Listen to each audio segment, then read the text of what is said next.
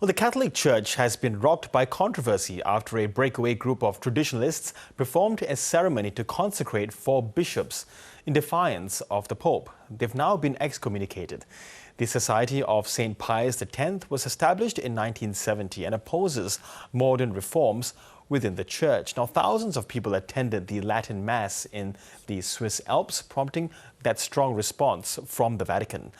Elise Allen is a senior correspondent for Crux and joins me now from Rome. Elise, good to have you with us today. Now, firstly, what can you tell us about the Society of St. Pius X and what sort of history does it have when it comes to relations with the Vatican?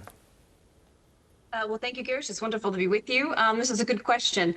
Basically, this is a breakaway society, is the way it has traditionally been described. They broke away from the Catholic Church after the Second Vatican Council, which lasted from 1962 to 1965, basically rejecting a lot of its reforms, specifically on issues such as relations with other religions, recognizing a shared spiritual heritage with other branches of Christianity, for example, also relationships with other faiths.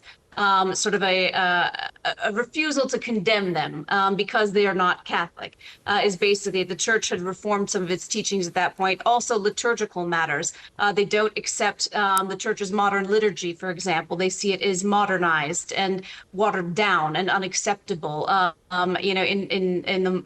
At this time. So really, they're a society that broke away. They broke communion with the Catholic Church back when they were founded in 1970, and initially were excommunicated, and its leadership was, and then of course other popes in the past have lifted those excommunications, tried to get them back into the fold, and gone to great lengths to keep them as part of the Catholic Church. And this gesture really was sort of their rejection of those efforts by previous popes to kind of bring them back in. Most especially Pope Francis went to great lengths to send them gestures of goodwill. And ultimately, that was not successful, as we have just seen this week.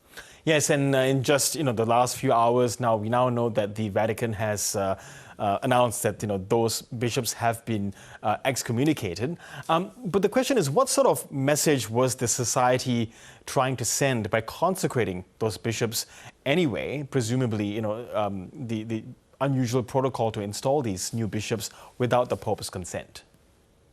I think the message they're trying to send is that they're not listening.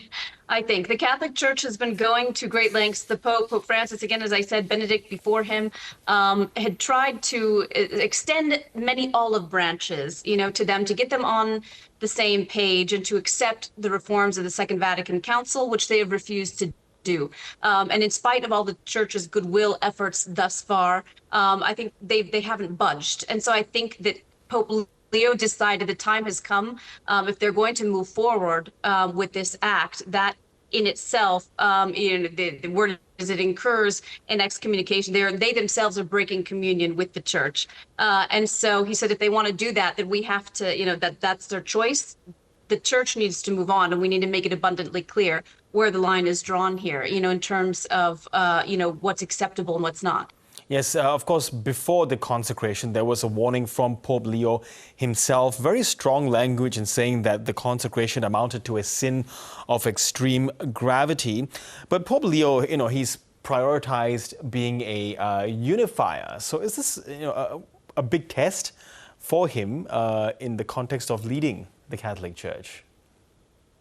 I think this is a very strong gesture from Pope Leo, and perhaps surprising to many people. I think this appeal that you mentioned from him was his last effort to try to warn them, like, please don't do this.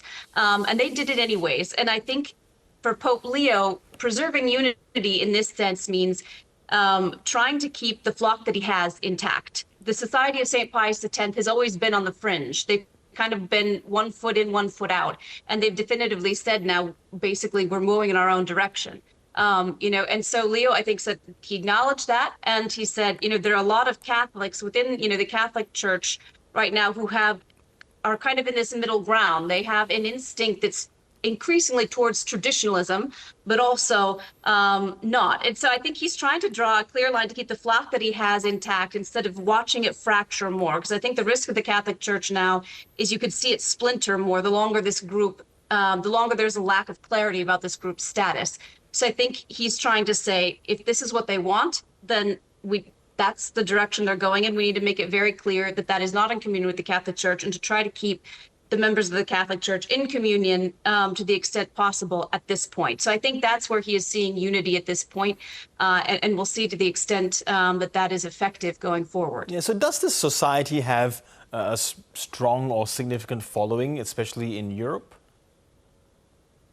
I think they have sympathizers. The society itself is not very strong in number, but what is happening in the Catholic Church in Europe, but also in the United States, in many places, is a return to a more traditional instinct of the faith.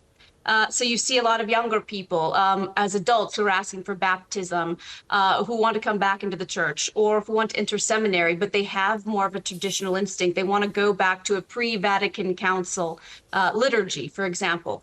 And I think the Catholic Church sees that as a problem, for many reasons. The council is a very big moment in the Catholic Church, and its reforms set out its path towards the future. That is something every pope since has been very committed to, including Pope Leo. So I think what this is, again, is just a strong indication for him of the direction he wants the church to go in, and really an effort to make the fault lines very clear about what it means to belong to the Catholic Church and what it does not at this point. Okay, Elise Allen, really good to get your insights there from Rome. Thank you so much. Thank you.